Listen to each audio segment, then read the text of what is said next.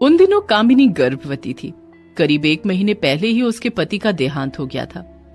बेचारी कामिनी किसी तरह फूल बेचकर अपने नवजात 2 जुड़वा बेटों और अपनी 5 साल की बेटी शीतल की परवरिश कर रही थी। ऐ कामिनी, अगर तू ज्यादा पैसे कमाना चाहती है तो मुझे नीले रंग के खास फूल ला कर दे जो सामने वाली पहाड़ी पर लगते हैं। बदले में मैं तुझे पूरे 2000 रुपए दूंगी। 2000 रुपए कामिनी के लिए बहुत बड़ी रकम थी, इसीलिए वो फूल लाने के लिए राजी हो जाती है।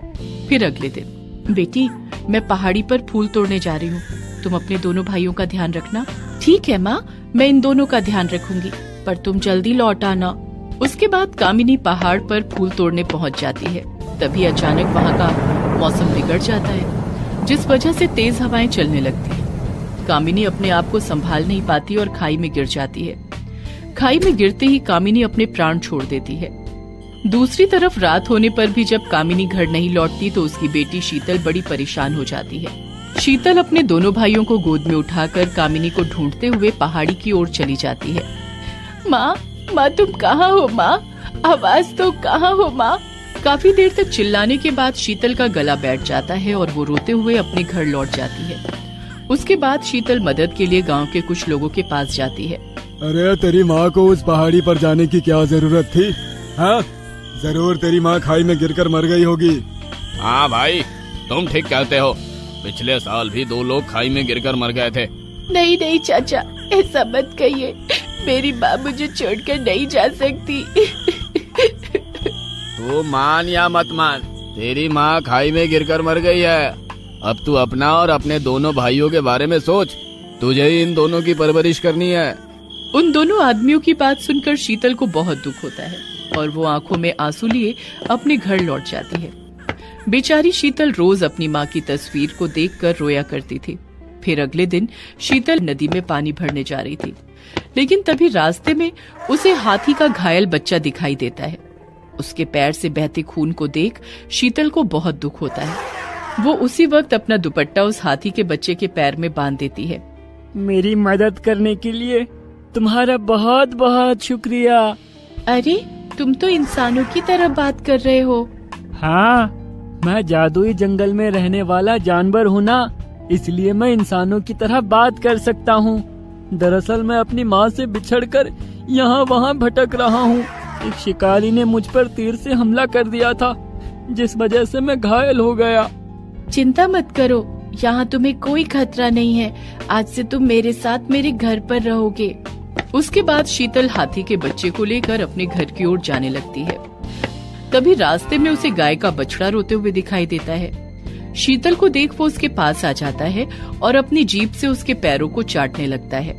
लगता है ये भी अपनी माँ से बिछड़ गया है, इसीलिए दुखी होकर रो रहा है। हाथी के बच्चे की बात सुनकर वो बछड़ा सहमति में अपनी गर्दन हिलाने लगता है। रोना बंद करो दोस्त, आज से तुम भी मेरे साथ रहोगे, चलो मेरे घर। उसके बाद शीतल हाथी के बच्चे और बछड़े को अपने घर ले जाती है।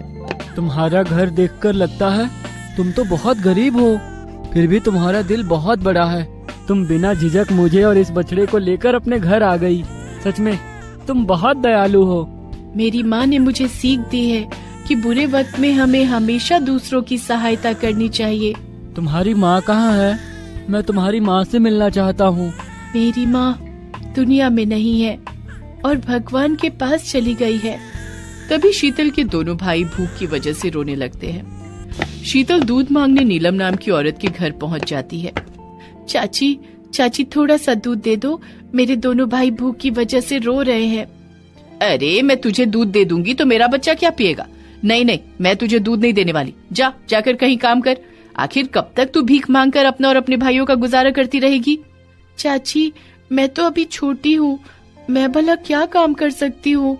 मैं कुछ नहीं जानती, तू अपनी जिंदगी कैसे जिएगी ये तुझे ही तय करना है। अगर तुझसे नहीं जिया जाता तो अपने भाइयों के साथ किसी कुएं में कूद कर मर जा, लेकिन दोबारा मुझे परेशान करने मत आना, समझ गई ना? चल जा यहाँ से। इतना कहकर वो औरत दरवाजा बंद कर लेती है। उसके बाद शीतल और भी घरों का दरवाजा खटखटाकर मदद की गुहार लगाती है, लेकिन कोई उसकी मदद नहीं करता। माँ, मुझे तुम्हारी बहुत याद आ रही है। अगर तुम हमें छोड़कर क्यों चली गई? इस गांव में तो कोई भी हमारी मदद करने के लिए तैयार नहीं है। तभी शीतल के पास एक बुढ़िया आकर कहती है, बेटी, ये दुनिया बहुत ही बेरहम है। लोगों के सामने हाथ फैलाने से कोई फायदा नहीं। अब तुझे अपना मन मजबूत करके कोई ना कोई काम करना ही पड़ेगा। आप ठीक कहती हो दादी माँ, मैं कल से खेतों में काम करूंगी। उसके बाद वो बुढ़िया शीतल को उसके भाइयों के लिए थोड़ा सा दूध दे देती है। फिर घर जाकर शीतल अपने दोनों भाइयों को दूध पिलाकर सुलाने लगती है। तभी अचानक दरवाजे पर दस्तक होती है। शीतल दरवाजा खोलती है तो सामने शीतल के पड़ोस में रहने वाली दिव्या नाम की औरत खड़ी थी। शीतल, मैंने तेरी माँ को कर्ज दिया था। तेरी माँ तो मर चुकी है, इसलिए अब तुझे ही मेरा कर्ज चुकाना होगा। इतने दिन मैं सब्र करके रह गई, लेकिन अब नहीं। तू मुझे मेरे पैसे दे दे या फिर ये घर मेरे हवाले कर दे। दिव्या चाची, मुझे कुछ दिनों की मोहलत दीजिए, मैं आपके सारे पैसे चुका दूंगी। ठीक है, मैं तुझे कुछ दिनों की मोहलत दे रही हूँ। अगर मुझे मेरे पैसे नहीं मिले तो मैं तेरे घर पर कब्जा कर लूंगी। इतना कहकर दिव्या वहाँ से चली जाती है। अब मुझे किसी भी तरह खेत में काम करके पैसों का इंतजाम करना होगा, वरना वो दुष्ट औरत मेरे घर पर कब्जा कर लेगी। फिर अगले दिन शीतल अपने दोनों भाइयों के साथ साथ हाथी के बच्चे और बछड़े को भी खेत में ले जाती है। मालकिन, मुझे काम करने की सख्त जरूरत है, दया करके मुझे काम दे दीजिए। मेरे पास खेत की जुताई करने का काम है, लेकिन तू तो बहुत छोटी है, ये काम कर सकेगी क्या? हाँ हाँ मालकिन, मैं आपके खेत जोत दूंगी, मुझ पर भरोसा रखिए। ठीक है, खेत जोतने के बाद शाम को अपनी मजदूरी ले जाना। इतना कहकर वो औरत वहाँ से चली जाती है। मैंने खेत जोतने का काम तो ले लिया है, लेकिन मैं अकेले ये काम कैसे करूँगी?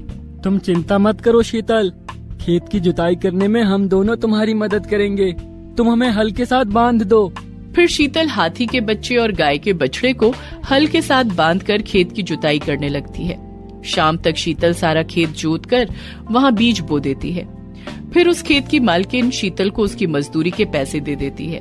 उसके बाद शीतल खाने का सामान और अपने दोनों भाइयों के लिए दूध खरीदकर अपने घर की ओर जाने लगती है। लेकिन तभी अचानक वहाँ एक हथिनी आ जाती है। अरे, ये तो मेरी माँ है। माँ, तू मुझे छोड़कर कहाँ चली गई थी? मैं तेरी खोज में भटक रही थी मेरे बच्चे, आज जाकर तू मुझे मिला है। माँ, ये शीतल दीदी है, ये बहुत ही दयालु और अच्छी है, इसी ने मेरी देखभाल की है। मेरे बच्चे की देखभाल करने के लिए तुम्हारा बहुत बहुत शुक्रिया लड़की, लेकिन जाने से पहले मैं तुम्हें कुछ देना चाहती हूँ। उसके बाद हथिनी अपने गले की घंटी उतार कर जमीन पर रख देती है। नदी के उस पार जो गणेश जी का मंदिर है, तुम इस घंटी को वहाँ अर्पित कर देना।